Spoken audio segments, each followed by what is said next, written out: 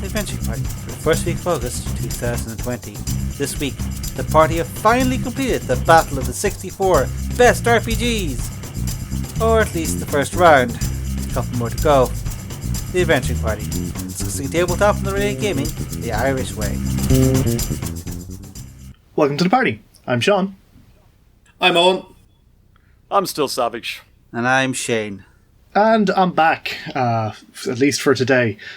We'll see if I'm still here in a couple of weeks. Heard us comparing 5th edition to literally any other game and came charging back to save face. His skin was crawling, broke out in sweat, so I was like, someone somewhere is saying something about D&D 5th Ed, and I got to get in here. I got to say my piece. And if that didn't tip you off, listener, today we're going to go with round 4 of the bout to knock the other guy out. We're into the bracket fight. Yeah, this will be the end of the first layer of brackets. We have gone through 48 of the world's greatest RPGs and have whittled them down. And the last 16 of the first bracket will be dealt with today. You say greatest, Scar, but Promethean was on that list, and we've been getting questions. It wasn't a package deal. We've been getting questions on the Discord as to exactly how this whole thing's put together. Quite frankly, Badly. I feel like there might be a steward's inquiry before we're done. However, we are listening, folks, and we are taking note. There's probably going to be a few reversals and surprises along the way before we finish out this entirely objective examination of the world's 64 greatest RPGs. Mickey, so hang it. You got that envelope I sent you, yeah? Yeah, it's nice and fat. It's padding out my chair as we speak. Don't worry. It's going to be fine. If the editor can just sort of smooth over any of these administrative discussions, that'd be perfectly fine. Okay, so I suppose we should just get started. Okay. You're the master of ceremonies, Scar. You're the man who holds all of the details. So, do you want to tell us what we're? Actually, is there any chance you could just run us so memory can serve? If you can run us who the contestants are this evening, without giving away the matchups. That sounds like an awful lot of work. All right, okay. We'll just get straight into it then. You have to name 16 RPGs. He doesn't want to name them. Yeah, in but order. I have to randomize them and like. Okay, let's go. All right. Okay, so let's go. Round one is the battle of the generics, as we have the aging giant of the generic RPG space, GURPS, versus a not quite newcomer, but still a more modern take of the thing, the Fate system. Ooh. And presumably each has their own attendant. GURPS has its legion of source books, while Fate will have such things as Dresden Files, Spirit of the Century. There's some more in there, and they're not coming to me. Those two. Strands of Fate? No one remembers that.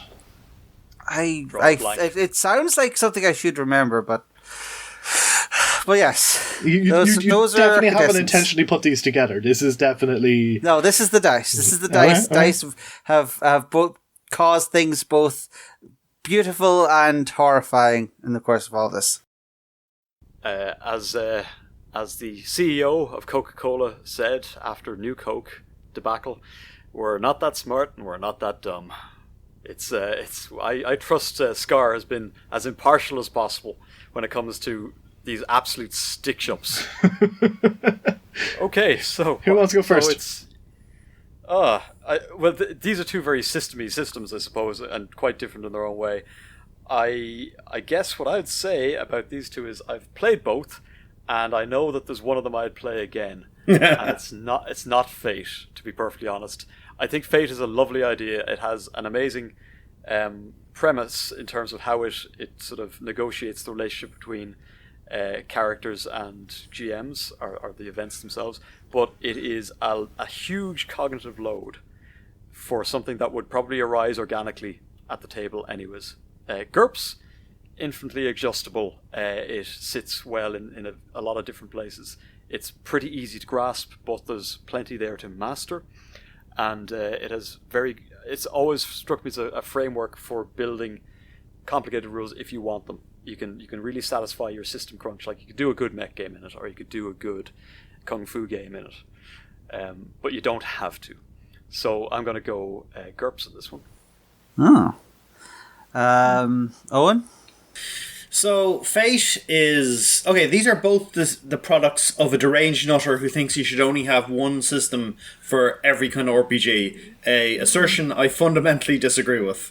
I think every RPG should be its own kind of crafted, artisanal experience with a bunch of weirdness and cruft in there to replicate certain ideas. And GURPS is put together on the idea that you can cost everything with points. You cannot. Because some stuff is just pointless and irrelevant, never come up. Like, how many points is colour blindness, but only for purple and red, going to worth for your character? Is your GM going to remember that? Like, it's full of the most pointless minutiae. On the other hand, Fate relies on a bunch of role-playing skills that are actively against what we usually teach. And this whole thing of basically, you're never meant to play your character in Fate until your GM makes you play your character. That's the craziest thing for me in Fate. If you do the stuff that goes along with your aspects, you don't get Fate points. You're meant to hold your begging bowl out in front of the GM's nose and rattle it every time you want to do something that would fit what your character would do. It's deranged in one way. It's like, You're a paladin? Yes, I am. You have an aspect there which says, protect the weak. Yes, this woman's in trouble. I'm like, rattle, rattle, rattle. I will give you a fate point to help the woman. Thank you. Now I will help her. Like, that's the madness of Fate. And rules. Everyone tries to basically jam every single, this is the best, you can run everything with this. It's all this, let's do this stuff because we're going to be great improv people and we're all cool and we can snap back and forth. Most people aren't actually that good at improv. You actually have to practice to be good at improv. And calling up someone's, like, for the GM, having to know all 24 aspects at your table and be repeatedly ready to kind of compel them, a pain. I think both of these systems are in their own way bad. Like, I get why people like Fate. I've played Fate. I was quite good at using Fate, but I didn't really enjoy it. So I think I'm going to go GURPS for this one. Should we mention that we were both in the same game, Owen, and that it was run by former party host Icecream? We can! We can't and we have, so let's move on. Yeah. Icecream has gone on record about how that game taught him to hate Fate so much, but he did a very good job. Yeah. So that's 2 votes down. I guess I'll jump in next. I find GURPS to be one of the most boring games I've ever had to play. I've never played a campaign in GURPS. I've only played GURPS for con scenarios, but everything about it just bored me to tears as a system. I've enjoyed some of the games I've played in GURPS because I enjoyed the settings and had a good DM, but as a game, I've always felt like people were stretching it to fit the adventure that was being played, and it didn't quite work, and I didn't quite get all of the feel of, say it was a Stargate game, maybe it didn't feel quite like a Stargate game, and I've never been impressed with GURPS, but also I don't have a lot of experience with it, so I'm not going to hit it too hard. Fate I'm a big fan of. I've played a couple of campaigns in Fate and I had a blast in both of them. And one Spirit of the Century, high-flying shenanigans, and one pretty grounded militaristic simulation, trudging through the dirt and trying to, deal with the locals and win some hearts and minds, and run by former host Shane, who was very into his military biographies at the time. And maybe still is. I did have a different experience with Owen though, because I think it's just the way we played. How I always played Fate was I would play completely the character, and then I'd be like, "Hey, DM, didn't you see me playing the character?" make with the points. Come on, pony up. I've been playing the character all day. That's the begging bowl. That's that's what I don't like about it. Yeah, but I will always stick to character. I'm not going to wait until the DM tries to bribe me. I'm just like, hey, I've been acting up, but and also I found character creation in particularly in Spirit of the Century a lot of fun with writing your back of the book blurb for your penny novel and tying in other characters at the table with their guest stars. I don't think either of them are good systems, but I have fun when I play Fate, and I don't have fun often when I play GURPS. So I'm going to be the renegade and throw my lot in with Fate here.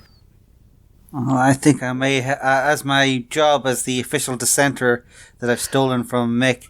Self-titled, yeah. I do what I like. Damn the all. I'm also going to go with Sean in this. I appreciate GURPS for what it does and the work that it does and the way that it has helped over the last 25, 30 years. Mm. It has put a huge amount of material in front of gamers that otherwise might have languished in obscurity. You're not going to get many D&D versions of Lensman or Vorkosigan Saga. I think there's a GURPS version of that. But they've done a huge amount of their own original material and a huge amount of different properties and different takes on things. And I really appreciate GURPS for that. But as a system, it's not terrible, but it just never grabbed me. I've never felt so compelled to simulate every single part of a different system or customize my own system out of Lego bricks that I felt that GURPS was the right thing for the job. Fate definitely has problems. I've tried them. I've seen it happen a bunch of times. I've seen it go super noodly, like Owen described. I've also seen people trying to mechanize it more and just treat Fate points like they're Savage Worlds bennies and with no accounting for compels or invoking aspects or things like that. It could be Fate is something you really need to actually train yourself how to play, and there's enough variance there that you could have three different groups with like three very different ways of interpreting how the whole system's supposed to go. But if there is a game that I want to run for, say, a con or something, and I can't in any way budget into Savage Worlds, I would consider Fate to be my backup because it just has enough fluidity with enough structure that I think I can hang a lot of hats on it. And that to me is its strength. Whereas GURPS, you say it's like Lego, you can make anything out of it. I don't feel compelled to build everything bespoke every time I start up a campaign. I know there are people who really love that, but not for me. You don't have to. Can I attempt to sway you just momentarily? GURPS, the Lego analogy, yeah, sure, you could build whatever you like with your own stuff, but there's so many GURPS supplements out there that specifically tailor the game to giving you a fair go of that setting, be it Weird Wars or a mafia game, anything like that. So it's not that you have to sit down and make up the set yourself, to extend the Lego analogy. Someone's done it for you, and it's ready to go on the back of the GURPS system. So, I'd make that argument in favor of GURPS. I don't think they're both flawed systems, but for me, if I was pulling one off the shelf, I still think Fate would be the one I'd go to. Well, that gives us a 2-2 split. Oh. So are we going to roll 3d6 or are we going to roll Fate dice for this? See, there's the thing, right? So I think we have to turn to you, Shane. Sean. I'm going with the dice today. Shane did not bring any. Preparation is key. I do have 3d6 to hand, but I already pinned my colours to the mast, so I won't be rolling them. Instead, I will be rolling a single d12 to, let's see. So, low GURPS, high Fate? Let's say, low GURPS, high Fate. Okay. Oh no. That's a 2. Oh, GURPS wins on dice technicalities. Okay, make a note of that for the graphic. I can't say I'm happy with that. This is the problem with the tyranny of the dice. Yeah. There's only so much influence that even the mighty adventuring party can bring to bear against the vagaries of the dice. Okay. Okay. So, moving on to the next one. This one might be a little easier. It is the venerable non-FFG WHFRP games. 1st edition, 2nd edition, and 4th edition. And they have... they're up against Palladium. The creators of Rifts, Palladium Fantasy, Beyond the Supernatural... a huge amount of RPGs made with the same system. I feel like this might be an easy round. Collectively known as the Rifts RPG. Yeah, let's just say the Rifts and its ilk. Probably best known. Who would like to take the first shot here? Okay, so I've run a lot of First Ed WHFRP. I've run and played a lot of 4th Ed WHFRP. I only played a little bit of 2nd Ed WHFRP. I have a huge amount of fondness for the game. It is... every one of them has had different mechanical issues that you need to overcome and work with. And by God, I'm starting to rewrite sections of the 4th Ed one because it's driving me bananas as I've done the math and I've seen where the problems are. And I was like, okay, I can probably fix this. Rifts... Palladium stuff is legendarily terrible. Like, among the least playable RPGs ever. Just like, oh, I've rolled a glitter boy. I'm in 12-foot tall mech armor with a railgun. I need to deploy foot spikes to not be blown off the ground. What are you playing? I'm a scavenger. I've got a wrench. Oh, that's a bit rough. How bad is it? Well, there's this thing called mega damage. You can take mega damage, Litter Boy. You can take quite a lot of mega damage. Okay, what about you? Well, I've got hit points. Every point of mega damage is 1,000 hit points. So, no. Anything that shoots you that could possibly hurt you will obliterate me down to a fine mist. So yeah, let's go adventuring. I think I saw something over there. Oh, it's a dragon. His aura kills me. That's a pain. So yeah, legendarily terrible. Like system, like among the worst systems ever. So yeah, the WHFRP family wins this one. Okay. Nick, would you have anything to say? Who wants to go next? Let's just rotate. I'm going to rotate clockwise from what I can see here. So I'll go second on this one. I am, of course, contractually obliged to big up WHFRP, as I was lucky enough to do some work on the new Death in the Reich book. Fix. Yeah. Sorry. Well, yes. I appreciate you putting that out there. Getting all of your like. We are the age of accountability. Yeah. I don't want to face attack ads when I'm, in the semis. So I'm sure the 3 Rift fans in the universe will somehow get out of the Palladium office and go home and find you. So here's the thing: it's a crazy Rifts. Rifts even really have a setting? Rifts to everywhere are opening up wherever you are. Get in your mech or grab your wrench and fight. And there's a whole bunch of other stuff in there. I think the cohesion, even if I looked at this, it's a generic fantasy setting, yes, but it's a really, really well written one. The old world in Warhammer is an amazing place to adventure. In the heart of its corrupt and bankrupt civilization are way out in the hinterland where almost everything is trying to kill you and eat you, and maybe not even in that order. So yeah, it's pretty easy one for me this time. I'm going to go with good old WHFRP because it's just, it's system-wise more sensible, and then setting-wise more sensible. So, sense and sensibility winning out. Who's next? That'll be me, I think. Let me count the ways I don't like WHFRP. So I've played 1 or 2 sessions of WHFRP first. I played a short campaign of WHFRP second. I've played no WHFRP third, but we're not talking about that. So I've been playing WHFRP fourth with Eoin and fellows Liam for the past while, and I don't I think there's very little about that system I like or enjoy. I dislike all of the inherent randomness in it. I dislike all of the restrictions it puts on players' choices. I dislike reading through pages and pages of different traits to figure out which one I want. I dislike weapon qualities. So much of it just rubs me completely the wrong way. I don't like the system. I don't like how grim and dark it is. I don't like the whole trend through the whole thing of kill the mutant, kill the witch, the pseudo-imperialist fascism that pervades every inch of it.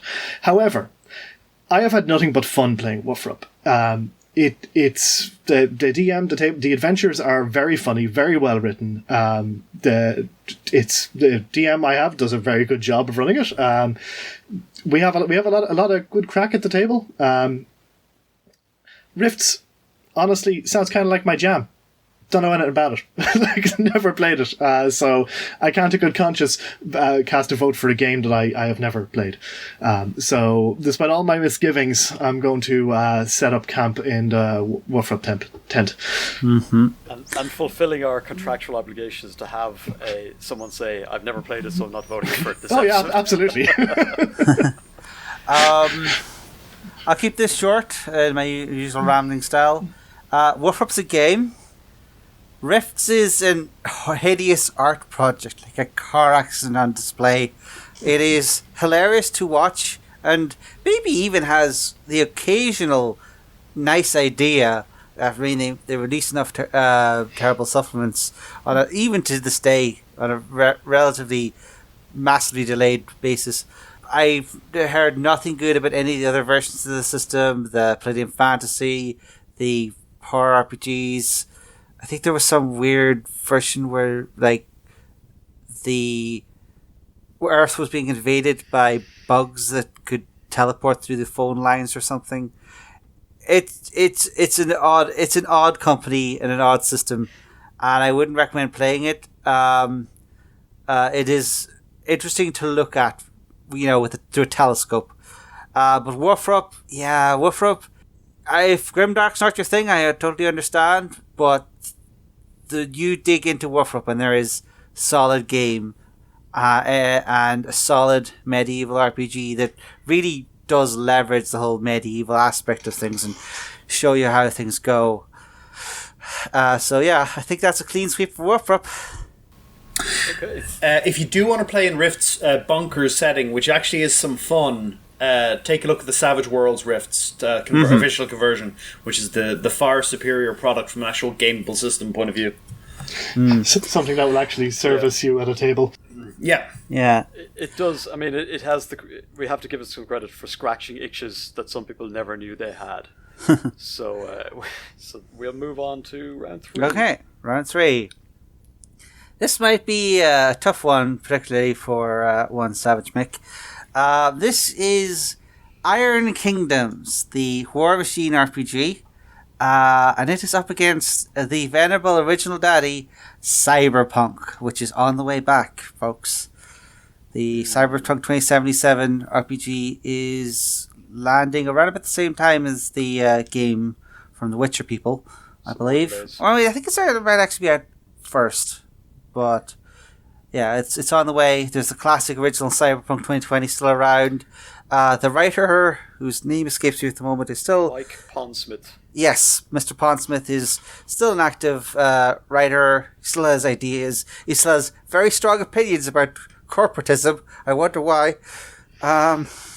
Yeah. I mean, it is 2020 now, and that's not so. The book doesn't look as fictional as it used to be. He had them before it was fashionable. Yes, that's fair. But of course, we can't really judge Cyberpunk as a setting or system based on a game that hasn't come out. So we'll have to revert to its published editions, including the infamous Barbie doll edition. Hey, is that Cyber Generation? Cyber Generations is a perfectly cromulent version of it. I'm thinking more of Third Ed, that had the weird Ken doll photo model stuff. It was. I had a copy of it. It was a very weird book. Didn't help that green and black monochrome throughout, or close to monochrome, was the layout choice. So you've got all of these strange-looking, altered, customized Barbie and Kens standing in for runners. It was a bit mad. I've forgotten what it's going up against. Iron Kingdoms. So it's nice. You never not a War Machine fan, Mick? I played an Iron Kingdoms campaign. I've never played War Machine, the skirmish game it's based off. It's for those who may or may not know, it is a fantasy medieval warring states employing things called jacks. So they're not a mech you can get into. They're a semi-autonomous kind of magical robot. Steampunk golems. Like golems that are controlled by warcasters or sort of mech people. Mech wizards. Mech romancers. Mech romancers. Brilliant. You should have written this. It's fine. It's good. It's actually a really nice setting that was unfortunately quite hampered initially by being tied to the D&D OSL, the 3.5. No, it was 3.0, I think, actually. Which I remember reading it and having to see the big, massive glowing letters. Raise dead does not exist in this setting. Do not raise dead. Please stop. Just because it's in 3.0 doesn't mean it's in our setting, please. Well, this is the problem. You were quite often you'd end up playing this with a bunch of people who had the player's handbook to hand, and it was a bit of a mess. The setting and the system clashed horribly.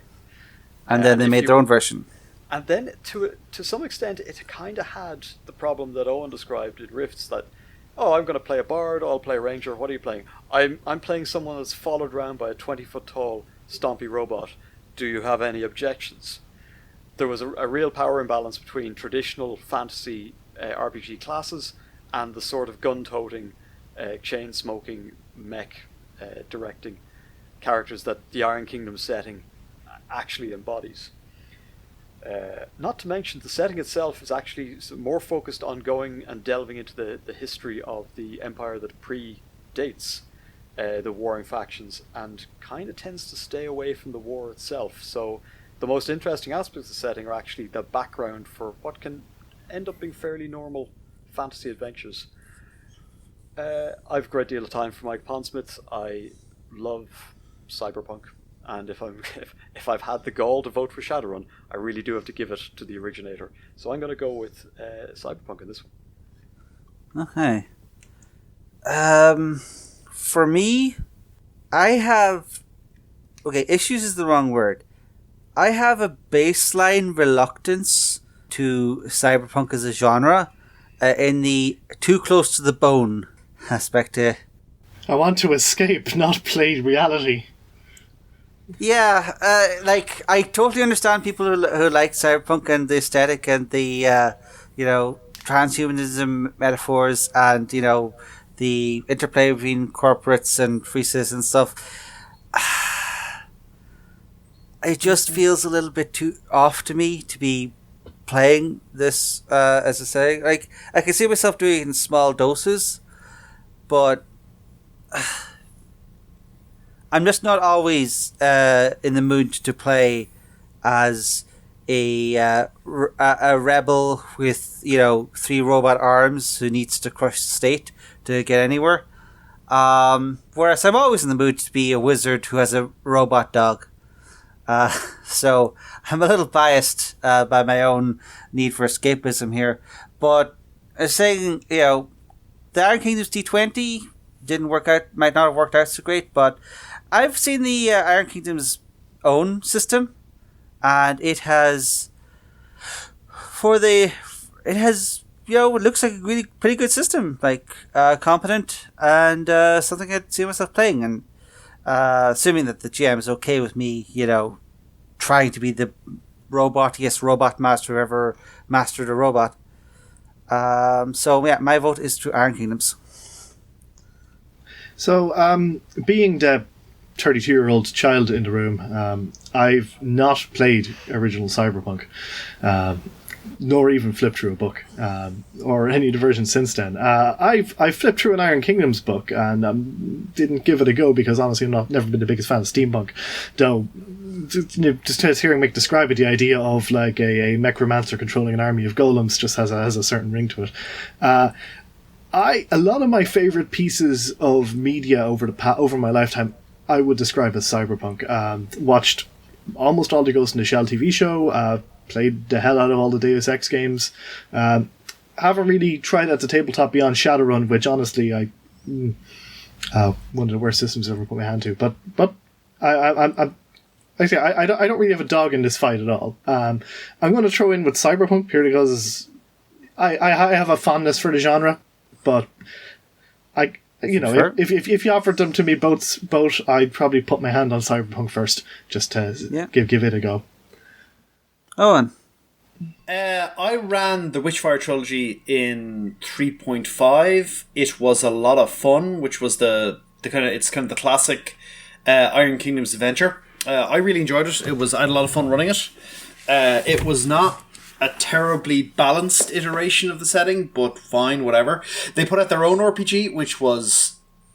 I was really excited for that one, because I thought, oh my god, these guys made a war game that has an impressive level of balance in it.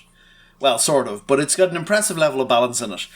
Them doing an RPG is really exciting, because they should probably bring that mechanical nuance and appreciation of balance to an RPG, and then they just didn't.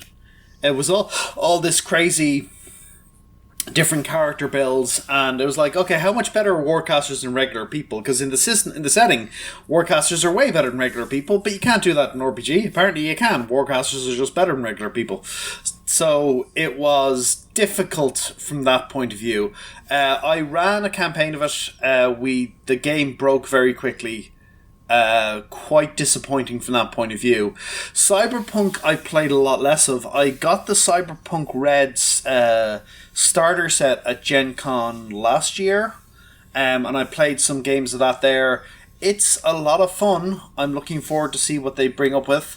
And Mike Pondsmith had a lot of really, really long-lasting ideas that have kind of hung around in RPGs for a couple of reasons. Also, they're going to do a 5th ed version of Iron Kingdoms next, which I'm like, oh god, that's the sound of the barrel being scraped for Privateer Press, who are really struggling at the moment because like GW basically recovered. So yeah, for the moment, I'm going with Cyberpunk. Okay, that's 3 to Cyberpunk, I believe. Yep. It looks that way. I'm slightly surprised, but there you go. That's the Mr. beauty of the bracket fight. has some stay in him. Cyberpunk's in the zeitgeist right now, so we're all thinking about it more than we want to admit. That's true. Before we hit this next bracket, I'm going to pull the lightning round card, just so as we can get this show in at an appropriate length. So next bracket, guys, we're going for lightning round. Keep it short. No, I'm not going to split this one into 2 episodes. Okay, so the next one is a tough one for me. It is Stars Outnumber, the OSR-inspired sci-fi game that is trying to out-traveler Traveler, versus Blades in the Dark, the indie darling, which is currently spawning its own set of spin-offs such as Scum and Villainy and Band of Blades. So they're both relatively new games, but Blades in the Dark, well, they both have pretty good exposure for various reasons. But possibly a little more obscure than we used to, but okay. Who wants to start us off? You're going to start us off, Shane. What's your vote? Oh no! Don't make me vote for these two. Oh, well, sorry. Stars Outnumber, I have run a full campaign of. I'm currently in another campaign. Both are very different from each other. One was sort of traveler-esque, fly through the galaxy, solving problems, dealing with lost, mad technology, and that was a lot of fun. And then there was the current game I'm in where we're playing stuck-up nobles, flying around the galaxy like we own the place, because technically we do, even if everyone else does all the work. And that's an awful lot of fun. I just really like Stars Outnumber for its freewheeling attitude and its tendency to support GM, so the GM is never bereft of something to do. At the absolute worst, you just pick up a fistful of dice and throw them at one of the random tables, and a plot just somehow pops out perfectly.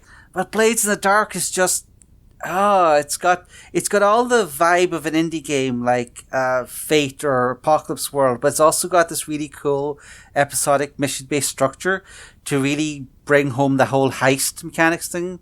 It's got the aesthetics of Dishonored, but the structure of Ocean's 11 and mechanical flexibility to do all different kinds of things. And it's a game that actually puts the grit in the game. Like, it makes it an explicit thing. Like, doing these missions wears your character out, and you're racing between getting enough money to retire from this criminal life versus burning out and dying in a ditch. They're both. I want both of them, but I have to choose. Oh. You missed a memo on the lightning round as well. God damn it. Sorry. I think if I'm being forced to, I'm going to have to go with Stars Without Number, because I've played it as opposed to just really, really wanting to play Blades in the Dark. But this is a tough one. Right. But yes, go ahead. Everyone else destroy me. Owen. Yeah, difficult, legitimately difficult one here. Kevin Crawford, designer of Stars Without Number, is a very good designer, even if he believes that there's a weird essentialism to D&D. He's got some really good stuff in his catalogue. I've read Wolves of God, I've read Godbound, I've enjoyed them a lot. Haven't read Stars Without Number, but he's a good designer. It's a good game. Blades of the Dark is similarly a very good game, with doing a nice heist. The heist RPG thing. A very difficult one here. I'm going to go to Blades because I've actually played Blades rather than just read them. So I'm going to go with Blades. Okay. Can I jump in? Yeah. Similarly, I've played Blades. I had an opportunity to run it very briefly. I haven't quite figured it out yet, but I can see that there's something there, and I love heists. Stars Without Number. I skipped over it several times in the course of putting the graphics for this together because I thought it was a maths textbook. It is the most generic and uninteresting thing I've ever seen. And it's just been revealed to me that Kevin Crawford's behind it.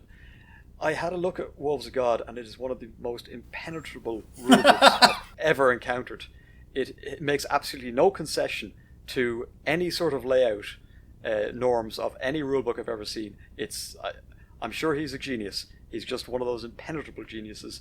The cute, easy to understand ideas behind Blades of the Dark, give it my vote. So Blades for me. I'll be real quick. Not a fan of OSR. I know there's some good stuff, but it's just not a movement I really spend a lot of time looking at. So I've never looked at Stars Without Number. Blades in the Dark, not played it.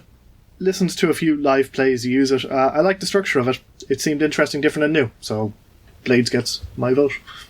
Okay, 3-1 to Blades. Scar, I know it's time for you to pour a drink, and please put the pistol away. But tough round. We've got other giants to kill in this one. So you're saying with lightning round? Lightning round's over, Mick. I'm sorry. Okay, so we go back D&D to D&D Third Ed. Boy. The Third Ed in 3.5, and it is up against. Take your pick of whatever Lord of the Rings game is your favorite. So who wants to go first? Okay, we're going to get letters about this one. Yeah. We're going to get so many letters. Who went first in the last one? So let's move it to Eoin for first. All right. So D&D 3.5 is a revolutionary game. It created a brief RPG boom. It is the one edition of D&D that actually helped out other RPG companies, even if it only helped them out for a relatively short period of time. It's a fascinating RPG in terms of what happened with it, and also how bad it was, how hard it was to balance, and how much of a disaster it is in some ways for game design. But it's a really interesting RPG to play. It's ludicrously unbalanced to a comical extent, to an extent that people actually figured out it was ludicrously unbalanced. That was how unbalanced it was. Incredible RPG from that point of view. Lord of the Rings, oh my god, so many of them are terrible. Like, I remember playing the one that came out around the movie one. That was dreadful. There's the one that's based on 5th Ed. There's the one that's, the One Ring is the only one I consistently hear people say, yeah, it's pretty good. It's really good. There's a lot of old MERP fans from the 80s, but who thinks, MERP, Middle Earth, I would totally play this if this was not the Middle Earth setting. This is the battle of the one system, which is Rolemaster fans there, which is crazy, unbalanced and ridiculous, but at the same time actually brought a degree of critical analysis to RPGs, because people actually figured out it was broken and then sat down and did an optimization board, which I think was one of the best things to ever happen to RPGs, because it got people to start engaging with the idea of should an RPG be balanced or not? Should it provide fun outcomes? Should everyone at the table be having fun? Or is fun a limited resource and only some players should get to have it? Like, that's actually important stuff to discover. Lord of the Rings, fantastic books, fantastic setting, all that sort of stuff. The One Ring is the only one of them I think has as much value to it mechanically. So I'm going to go with D&D 3.5. I will go next. I'm naturally biased because 3rd Ed is where I really started role-playing. My childhood days scrolling through the original 1991 basic D&D set or the Fighting Fantasy advanced system. I don't think those really count as my formative RPGs. So 3rd Ed sort of has that place for me. But also, I just don't think Lord of the Rings is that gameable a setting. To me, it's about the story that Tolkien wrote. That's what Lord of the Rings is. That's why it's a classic. I don't feel any compulsion to attempt to expand that setting out with extra minor side quests or to ape the Fellowship directly and just try to wear Tolkien's work like a hat. I don't think Lord of the Rings is meant for gaming, not directly. And while I certainly have my reluctance to go back to 3.5 after all these years, I can still see myself doing it. I can't see myself getting any excitement out of playing a Lord of the Rings game. So for me, it's 3.5. This is the bracket that makes me hate myself. So, for my part, I have actually heard that the 5e Adventures in Middle-earth do a lot of interesting things, but and I love Lord of the Rings, but I'm kind of in Shane's camp when he says that I agree. I don't want to expand the world set out in the books big enough to game in. I don't want to be the other fellowship who's walking behind the main fellowship to back them up, or just digging in ruins up north where maybe there's Entwives or something. I love Lord of the Rings. I have never wanted to have an adventure in that setting. D&D 3.5 it put me off Dungeons & Dragons for a decade, almost put me off fantasy roleplay for many years. There's nothing about D&D 3.5 I like. I see it as some mad lunatic's attempt to systemize every single thing you could possibly do in a game, and I think was just an absolute fool's errand and just a nonsense. However, I think it's also maybe one of the most influential RPGs of the past 30 years. And certainly expanded role-playing quite a lot. So I'm kind of in a place where I'm looking at this game that I have no passion for, nothing but loathing for, and I'm saying, yeah, I think I'm going to give it the vote in this system. I'm going to go with D&D 3.5 for D&D 3.5 for my sins.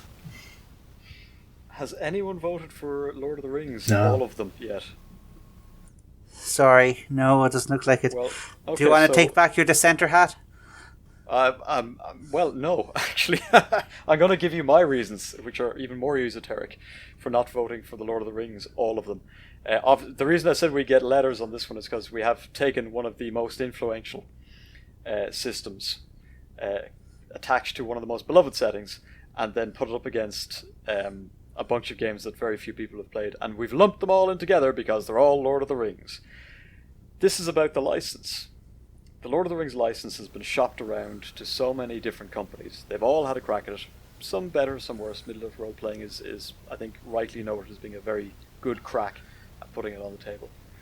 But were TSR still in control at 3.5? Or was it, no, it was all WotC. No, that was Wizards. WotC, no business. And they know the business of gaming. And so it took this most corporate of overlords to realize the value in sharing. And the open game license is really where we get so much of what is good in gaming today. It changed people's outlook on how to treat that most valuable of things, your intellectual property, in the gaming space. And the Lord of the Rings guys, I guarantee in a few years there might be another movie or something, and they'll just shop it around again for someone to do something with the license, and no one will remember it. So I think we've got a clean sweep for 3.5 here. Wow. That's a strong one. Wow. Okay. Are you that surprised? Okay, round 6. I'm surprised you got me to vote for D&D 3.5. My God. That's the matchups. Yeah. So next one up is an interesting one, and this is, I think, a consequence of me stealing all of these names from Roll20, which, as an international website, has a few odd ducks floating around in it. But here we have... Do you want to talk about Scar, before we go ahead, do you want to give a short, just because we're ahead on time, do you want to give a short sort of piece on how this list came together, given that we've had questions? Okay, well, the initial thing is that I went to the latest of the ORR industry reports, which takes all of the games played on Roll20 and categorizes them. I think it was like 70 entries I took altogether. And, list is long, but it's not... The full breakdown isn't that long, but yeah. I went through that, did some editing, because, as I say, some games... Well, first off, you're sort of relying on fan categorization, so a lot of fans will put things in different buckets depending on their mood. It's how you get stuff like... The Cypher system is a bunch of different games, but... Okay, yeah, so there's groupings there based on usage and Roll20's kind of... Yeah, and then there was the splits we had to put in just in the interest of fairness. We had to split up D&D into at least 5. I still think I missed a trick. I should have really put original basic in, because people keep asking if all the real editions of D&D are in, but I just had 1 through 5. That's more or less how it came together, and there was a certain amount of discussion amongst party members. Yeah, then. before we started the first episode, we had a sort of last minute swap around of a few things, open up some space, put in some old favorites, stuff that was on the 60 to 70 line, got shuffled around so that it just made it in. So yeah, it's a bit of a chaotic process, as we were trying to account for Roll20's breakdown of things and the fan breakdown of things, but also to try to put in some fairness. And yeah, a few games probably made it through the cracks. As I say, Basic D&D is one that people keep asking after, which is entirely fair. And in the end, we had to compromise either way, so we got the list we got. Yep. But of course, it should be pointed out, we in no way apologise. Oh, of course not. Of course not. Excellent. Why would we ever do that? Okay, so we have 3 matchups left in this first round. As I say, the next group is a bit of an odd one. It is Delta Green, the modern-day Cthulhu game of, instead of sanity points, you have a loving family. And as insanity goes up in classic Cthulhu, loving family go down in Delta Green. And we have, against it, Das Schwarze Auge, a German RPG called The Dark Eye, their own particular D&D/WHFRP clone of quite a bit of penetration in the German gamosphere. And apparently the English version, I believe, came out 2015. It has had enough penetration that has showed up in the Roll20 listings. Quick question. I'm really glad you explained the criteria before this one. Quick question. Is Delta Green Gumshoe, or am I thinking of something different? Delta Green has different iterations. There is a Delta Green which is just a mod to Call of Cthulhu 5th Ed. There is a Delta Green which is Trail. There is a Delta Green which is there's the Fall of Delta Green. Is that Gumshoe or is it something else? I feel like there's either a Gumshoe version or a game that is essentially a Gumshoe version. Fall of Delta Green, I'm pretty sure, is a Gumshoe version. Fall of Delta Green is Gumshoe, yeah. It's basically Delta Green is Cthulhu modern, with a very sort of heavy military conspiracy. Yeah. You're operators investigating Cthulhu mythos was my understanding. Which I'm going to jump in first. I've no interest really in playing military operators, and less interest in Cthulhu. If a game I've never heard of, it has significant penetration into German role playing space, I'm going to give my vote to that. Oh my word! Here we go. What's going on? Okay, Scar. This is actually possibly the turnaround one for me, and where I lose my hipster cred.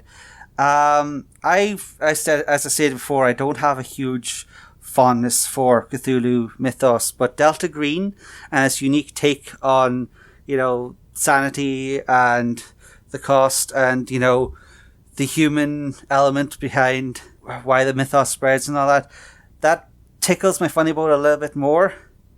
Whereas and I have looked up The Dark Eye and things, the impression I've gotten is that it's very much a take on WHFRP First Ed, with a lot of very deadly combat, a lot of grim and a lot of grit. And I just feel like if I wanted to play that, I have WHFRP, or some other, or just steal one of the free OSR games. You don't want to learn German just to play a game. Well, there is an English version as far as I know, but it does seem to be a little bit more effort to... Right. Where are you landing? Yeah, I'm going to say Delta Green for this one. Owen. Delta Green is X-Files, the role-playing game. Was fascinating in that it was really popular in the early 2000s. Or late 1990s, and then the early 2000s, 9/11 broke Delta Green, because all of a sudden everyone's like, well, we just invoke the Patriot Act, we do whatever the hell we want. And everyone's like, yeah, that would work. Rough. And only in recent eras has it kind of come around to coming up with a way to play it again. Very, very cool idea for an RPG, but it's... for me, I think my vote goes to Cthulhu more than it goes to Delta Green, so my vote went to Cthulhu, and I argue strongly for Cthulhu already. I'm tempted to give it to the Dark Eye because I really like the Dark Eye, and it's got a lot of cool ideas from you've got six stats, and you use a different colored D20 for each stat when you go to roll 3 of them. I always kind of like that. It's a funky RPG, so I'm going to go with the Dark Eye. Right, I'll be really brief. I don't tend to stray outside the English language. I've got absolutely no exposure to the Dark Eye. I remember Delta Green quite fondly, along with Conspiracy X, as being great sort of mid-90s, early 2000s, very much of their time RPGs, and it's got the Cthulhu angle. So I go Delta Green on this one. So what's that? I've got my dice. I think that's a tie. So a 2-2 split, okay. Right, so let's see what the dice says. I could be a real upset. Do we want to say high-low before I look at this? High Delta Green, low dash Schwartz Auga. Okay, so what's the result there, Sean? That's a 9. A 9, so that means it is... Delta Green. Delta Green, okay, Delta Green takes it with having to turn to the dice, surprisingly. But there you go, that's the nature of these brackets, and it's often why we get interesting people in to fill in for our sort of entrenched positions. So you're bulldozing over our lines. Okay, so Delta Green, that was round 6. Moving into round 7. Okay. Next up we have 2 infamous sort of generic systems that have grown out of more well-known first iterations. So we have the Cypher system, which grew out of Numenera, versus the hero system, which grew out of champions. So, far future fantasy versus superhero fun times. Who wants to start? Is this specifically a cipher system, or is it Numenera? Well, you can go either way, but like, I'm calling out Numenera as the touchstone so people know. But yeah, if there's another cipher system game that doesn't cost €200 and comes with a weird hand, you can go for that instead. I kind of think this needs to be Numenera rather than the cipher system. I wasn't aware anyone else had used that system. I don't think anyone else has. Then it's Numenera. The cipher system is a bunch of other games, but okay, for a start, you're not calling it the right name, which is Monte Cook's Numenera, presented by Monte Cook's cipher system, because Monte Cook is the Thomas Edison of RPG designers. He is. His name has to go on everything. He did Monte Cook's World of Darkness, for the love of God. You know? So he's the Thomas Edison of RPG designers, alright? He tosses that stuff out there, and that's fine. That's fine. Yeah. You're free to self-promote. Gotta hustle. Yeah, absolutely. Absolutely. What is he up against here? He's up against... Champions. Or the hero system that came out of it. Hero. Very interesting kind of let's build whatever hero you like character. I've used it a bit. Mutants and Masterminds is kind of the more modern day interpretation of it, which is probably a slightly better system. But Hero has a lot of devotees in the way that a lot of generic RPGs will have one. And I've built some stuff in Hero. It's interesting. More than I'd say good. Difficult one for me. I've played a bit of Numenera.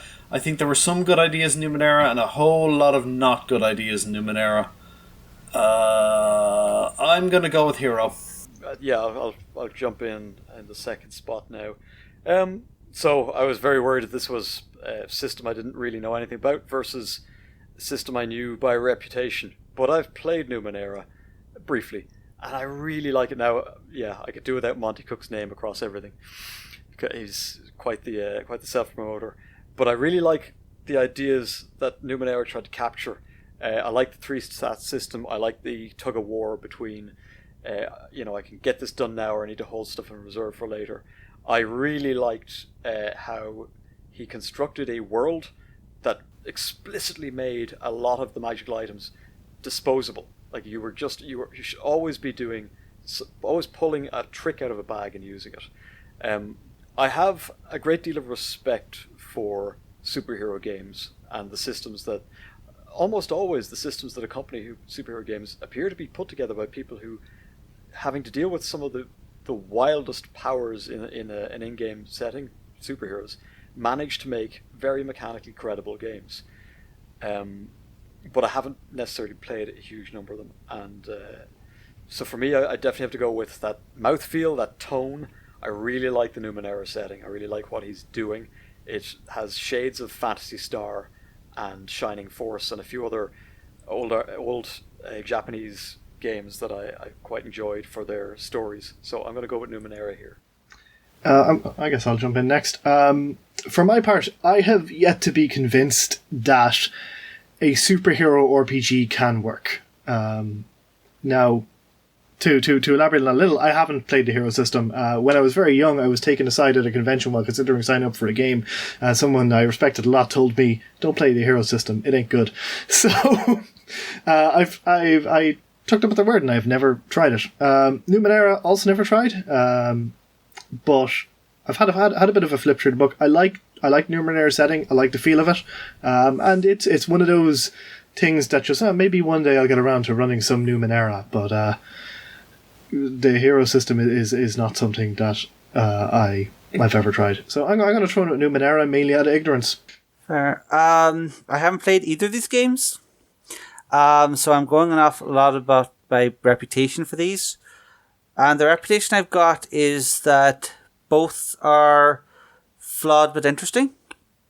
The hero system, I believe, is sort of a iterated but still sort of first generation-y points by system, so vast amounts of flexibility, but pathetically easy to break, whereas the Cypher system is based an awful lot on exception-based design. The actual underlying math is pretty simple, but there's different classes have different abilities for days.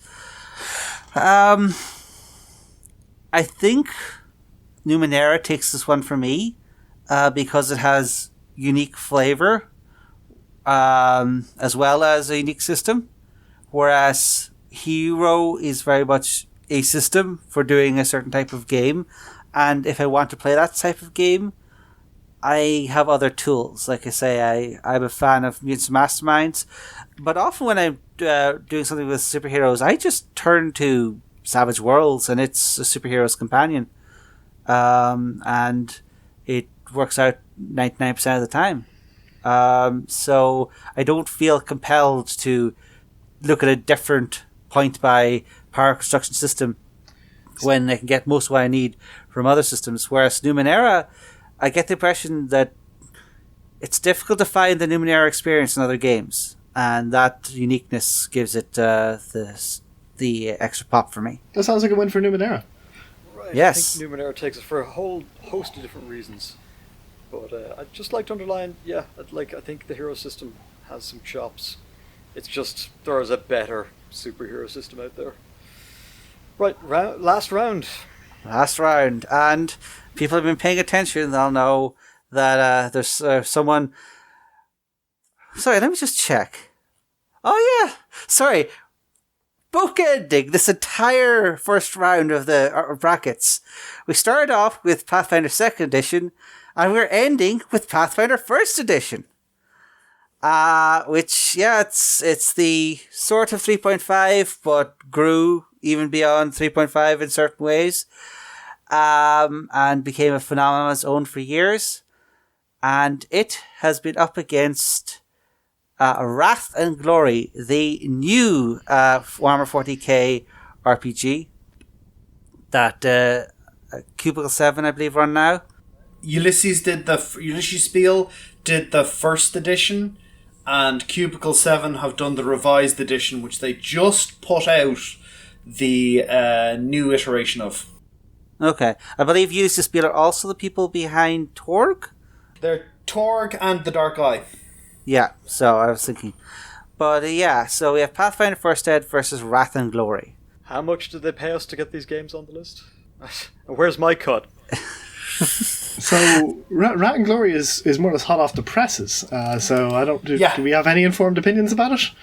I spent a good 3 days reading through the Wrath and Glory RPG and sending in rules corrections, which they have nearly all made. So I was quite happy about that. Cubicle 7 have been pretty good, though not very fast, at making those changes. So they've actually gone and said, we've gone through all the feedback. The first draft from Ulysses Spiel was messy. The new version is much better from both a graphical design and, I think, balance point of view. So I'm much more bullish on this version than the Ulysses Spiel version. It is unusual in that it is sort of a one-size-fits-all 40k RPG where they divide everything into tiers of play. So if you want to play a guardsman, that's tier 1. If you want to play a space marine, that's tier 3.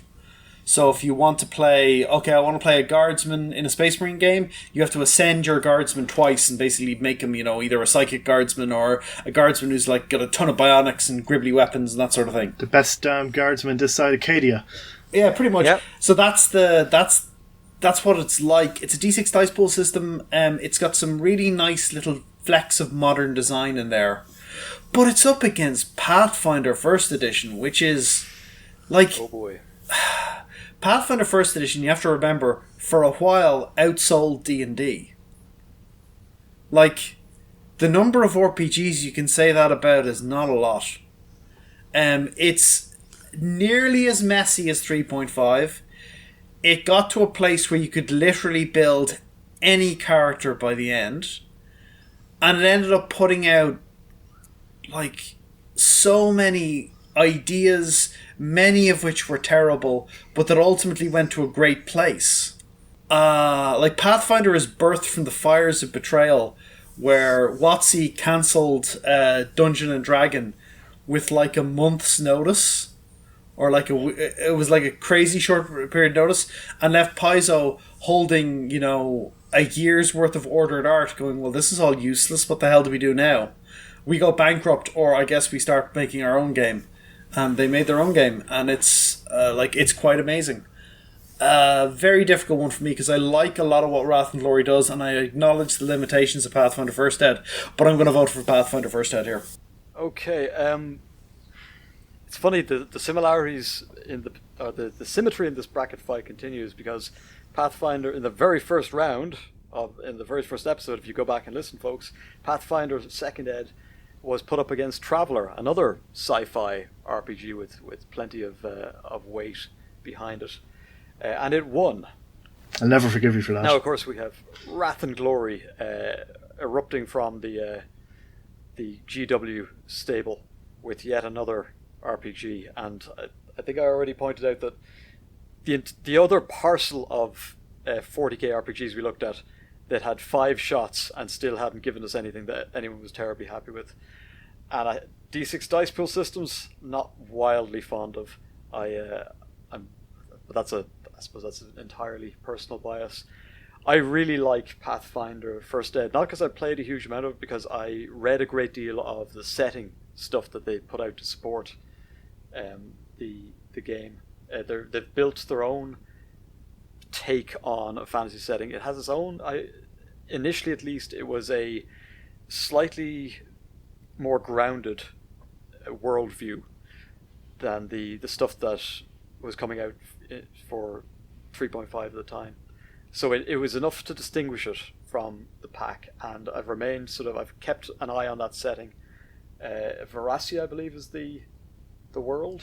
Well, that's the sort of starter country. I think the world as a whole is called the Golarion. Is Phallacia the continent or the northern continent? So, I'm going to go with Pathfinder here because I kind of lost my appetite for yet another 40k RPG. I'm going to jump in next, if you don't mind, Shane. Just to keep the rotation. I have nothing kind to say about Pathfinder, or little kind to say about it. I played a several-year-long campaign, and boy, do I not like Pathfinder. I don't like the system. I don't like this. Mainly, I don't like the style of RPG that Pathfinder is. I don't sit down to play a tactical war game when I sit down to play an RPG, and that's kind of my main beef with Pathfinder. That and the pages and pages and pages and pages of like options and trap options and options you need for your options, and like 3.5, Pathfinder is just not a fit for me. I've also never liked any 40k RPGs come out before, but if this new 40k RPG is looking promising, I'm going to throw my vote in there just to be the dissenter here. Well, you might not be alone. I have great fondness for my 3.5 days and my Warhammer RPG days, but there's only one of those that I'd be interested in going back to with a slightly different coat of paint. Pathfinder, every time I've brushed up against it, I've looked at the wall of options and it's always seemed like work. Like, I could have a fun character at the end of this, but I have many levels and many sessions of weighing up one feat versus another feat to go before I get there. And then you discover you picked the wrong class to begin with. Oh, yeah, there's that too. I just wanted to be the summoner who turns into the thing he summons, and apparently that's just like shooting yourself in the legs. Whereas Wrath and Glory, I can appreciate a new lick of paint on the 40k game, and a different take on it. Like, a lot of certain types of people just very against the whole new direction of 40k and Eldar and Imperium hand in hand sometimes, going out to kick the chaos as the giant super bad crosses the galaxy. I'm sure that's the official term for that warp thing, but Wrath and Glory just seems to add a bit more vitality to the whole thing. It's like, it's got a sense of eagerness about 40k. It's pumped up to get out there. it wants you to put together a band of misfits, get them all together.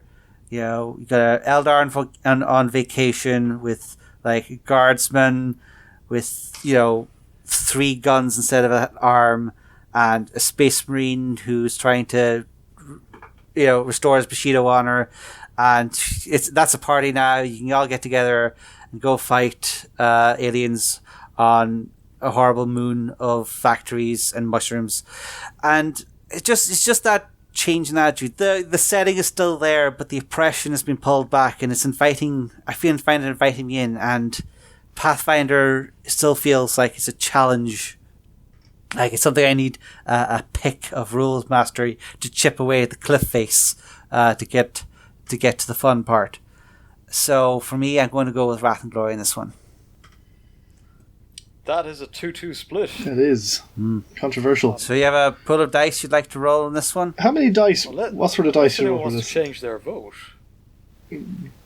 No. Does anyone want to change their vote? Nobody wants to change their vote. I just listened to what Scar's saying, and I'm thinking, wow, it's okay. This is a different take on 40k. They've just abandoned all the core tenets of the 40k setting. Brave. It won't be changing my vote though. So let's. I think this is the episode now that has had the most dice offs, and this is our third one. So divisive. Do you want to Sean, D12? Got a D12. I can see it on the camera. It's a real D12. It looks to be casino grade, so we know this is absolutely fair and unbiased. Okay, so we're going with low roll is Pathfinder and high roll is Wrath and Glory. All right, in we go. That's an 8. And a D12? That's an 8 and a D12, so that gives us Wrath and Glory. Wrath and Glory takes us on the dice. I imagine they will be blowing up the comments section on that one. Tears, wailing, gnashing of teeth. I think we're supposed to have a call with Liam later on State of Business. I think we might be all out on out by our ears. I'm going to break the news to him. I'm envisaging the sort of 6th or 7th episode of this with about 17 party members in all swinging clubs. But we're all grinding our axes, getting ready for this. Okay, all right, that does bring us. That brings us to 8 of 8. Yeah, and we are done with the first tier of this horrible enterprise that we've started and have committed to for another 7 episodes at least. Good news is the next round is half as big. Yeah, can't wait. So it's only 3 hours of content. Yeah, it's great. So I'm sure you'll all have plenty to say to us online, but we've been at this way too long.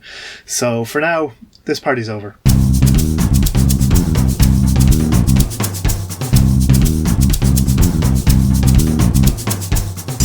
Thanks for listening to The Adventuring Party. You can find show notes and link to the things we mentioned at www.theadventuringparty.net and on our Facebook page. You leave comments there or talk to our Twitter account at AdventuringPTY, or you can record a voice message at www.speakpipe.com/theadventuringparty. The host can be contacted directly by email at Eoin, Savage, Sean or scar@theadventuringparty.net. If you'd like to be in touch with the party all the time, come join our Discord server. Link in the show notes.